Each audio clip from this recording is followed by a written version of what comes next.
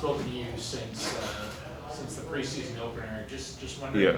your impressions of especially how that bench unit ran with the little familiarity you guys already have. I mean, with both groups, I feel like we're getting accustomed to one another. The first five, I felt like they did a great job with starting off the game, giving us a baseline of like how we're going to go out there and play on both sides of the ball. And like with the second group, we're kind of different. I feel like we run a little bit more. We played in meaningful games already, playoff games, and we're. I feel like we have an identity with the second group. The first group, of course, with a few guys being new to the team, getting used to playing with one another, playing around Julius, and just having that freedom to just be who they are and bring whatever flavor they want to the team, or swag or whatever it is to the team. The first group is, I feel like, the anchor of the team. And with us, it's kind of easy coming in as the second group. We're just trying to give the game whatever it needs at that period of time. Yeah, do you think there could be more balance as far as scoring, more guys across the board? Yeah, when you have a deep team like we have, I believe we have a solid, deep team. The scoring should be spread around like that. Like last game, I don't play pickup in the summer like that, so I was rusty, but I was trying to find ways to facilitate the game, but we were already up 17, 20 points. And I didn't think I didn't need to score like that until the game got kind of close. And like I said, you look at history on good teams like that, you look at the Boston teams. And I mean, that I was able to play against the Miami teams. The spreading was kind of, the scoring was spread around to everybody. Sometimes Chris Bosh was the leading scorer on them teams with the Miami teams, and when I played against the Boston team, sometimes even Rondo was the leading scorer. So it depended on the night. Derrick, you talk about the second group having already found their identity, having played in meaningful games last year. Yeah. How important do you think it is that you're all together from the beginning of the season and that you can carry that through? I mean, last year you were in later, and now you guys can all kind of. Oh, that's huge. I think that's very huge.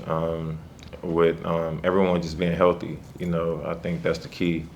Even though we do have a solid team, health is the biggest key going into the season, playing throughout the season, playing with one another, being on the court with one another, being available, and I think that's going to help us in the journey in the way of getting to where we want to get to, that goal, and that's the playoffs again, and achieving more. So I think health is everything with this team. I know it's still early, but what have you seen different from Obi and Quick in that year, in year two so far? I mean, confidence. Obi, he has confidence, but when you're dealing with someone like Tibbs, it's kind of hard for a player like Obi if he's like listening to everything like that Tibbs is saying. Quick is kind of crazy, so it's it's seriously, he's a little bit different than Obi. He has his own like style, and you have to be like kind of a rebel in a way of like have your own individuality. And Obi, he's coming in as a big under Tibbs. It's going to be harder. Quick, he really don't care. So I get that. I can relate to him in that way. And I think the difference is they're playing with a lot more confidence. Like I said, you look at Summer League, they were out there being the anchor of the teams in Summer League. The offense is running through them. They were talking more. And that's what we need. You need them to mature. You need them to be able to just play their games freely. And I think it's going to help our team even more. Derrick, specifically with Obi, there are a couple moments in that first game where he was able to put the ball on the floor, he makes a move against the rim, and was able to finish there. Exactly. What has specifically made him better at those sorts of plays over the last year or so? Picking the spots. I feel like knowing where he wants to go on the floor instead of just going out and just randomly just playing. The mature players in the league, they're going to set you up to, if I want to get right, I got to set you up left to get right. all them little things that people probably don't look at when they're watching the game. It's all about like setting people up. And even though I may be a left hand or right hand player, or you know what my move is, you just can't stop it. That's what makes certain guys or all the guys in the league pros. Like, you just can't stop certain moves. So him figuring out where he want to get on the floor and just having the comfort to get there and shoot the shot with confidence every time he let it go.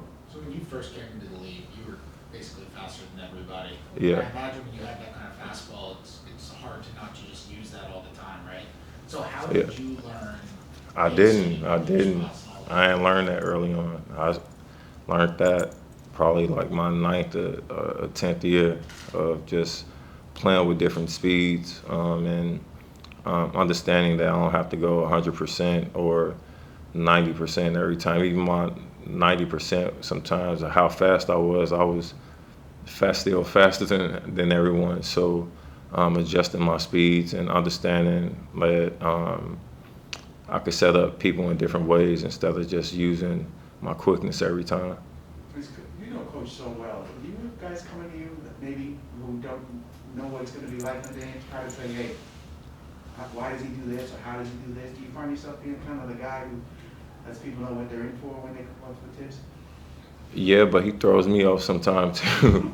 Like you never know. If anything, I think guys are seeing a different side of him this year, seeing him actually crack jokes or like open up.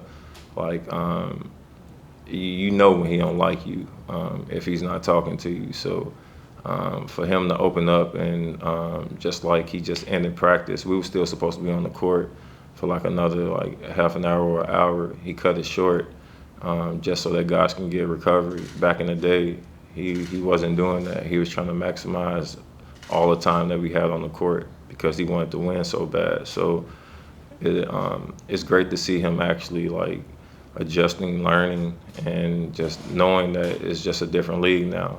The kids in the league now is they're different.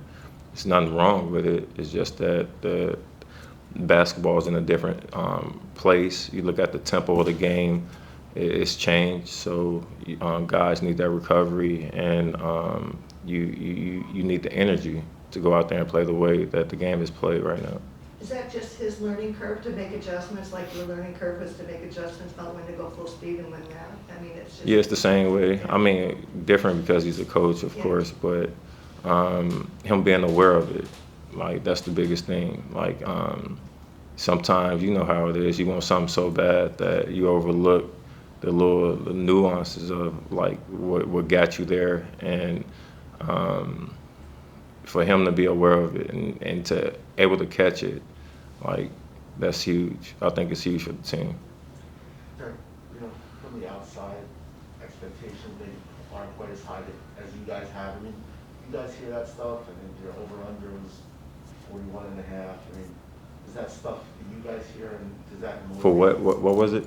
The over-under for you guys, I think, is 41 and a half. Well, for what? Wins? Yeah.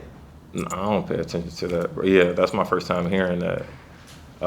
Almost every team that good team that I've been on, like, we surprised, I think, everybody every year when we did have a winning record. Then I really don't pay attention to it like that, tell you the truth. We know we got to have a belief within ourselves, within that locker room that's different than everyone else's. And even the coach, like, sometimes Tibbs will make you feel like he want to win more than you, and you're the player. So we know what we're building to. We know what we want to do, or what our goal is for next year. It's just that we got to put the work in and stay on the same page. I know it's so early, but do you think this team has higher ceiling than last year's team? Do you think this team has the potential to be better? I think so. I mean, offensively, of course, I think that we added a lot of offense to the team, but defensively, that's where we have to go out and compete and be on the same page. I felt like last game, even though it's a preseason game, it's a great baseline to go off of when you see everybody helping, you see everybody being in the right spots, rebounding the ball and getting out. It's a great place to, like I said, to start from. Derrick, you're going down to Washington right now and where one of the players has made the choice not to get vaccinated, does that bother you or you just don't think about it? Yeah, I don't think about it. What player? Who is it? I think Bradley Beal, I think. I mean, I don't know. You're not I mean, keeping track. teach his own. Yeah, teach his own. I know that here, we just got to test once a week, and it's better than coming in at 7. I live in the city, so coming in at 7:30 or 7 o'clock, testing, then having to come right back at 5 to test again. It saved me that headache of coming back out here when I'm tired and I want to just hang and be with my kids. So I'm grateful for that. All right, thanks, Steve. Thanks.